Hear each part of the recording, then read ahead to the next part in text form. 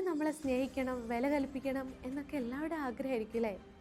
എന്നാൽ എത്ര പേര് നമുക്ക് സ്വയം വിലയും സ്നേഹവും കൽപ്പിക്കാറുണ്ട്? നമ്മളിൽ പലരും നമ്മുടെ പ്രിയപ്പെട്ടവരെയും ചുറ്റുമുള്ളവരെയും സ്നേഹിക്കാനും സ്നേഹം പിടിച്ചു പറ്റാനും ഒരുപാട് സമയം ചെലവഴിക്കുന്നതിനിടയിൽ സ്വയം പരിപോഷിക്കാനും വളർത്തിയെടുക്കാനും സമയം കണ്ടെത്താറില്ല.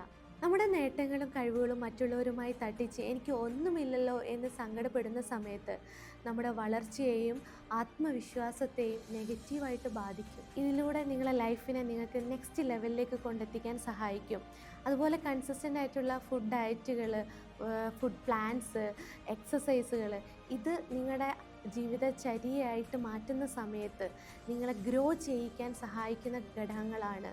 നിങ്ങളുടെ ജീവിതത്തിൽ സ്നേഹവും മൂല്യവും നിങ്ങൾ ആഗ്രഹിക്കുന്നുണ്ടെങ്കിൽ അത് നിങ്ങൾ സ്വയം നിങ്ങൾക്ക് നൽകുക എന്നതാണ്.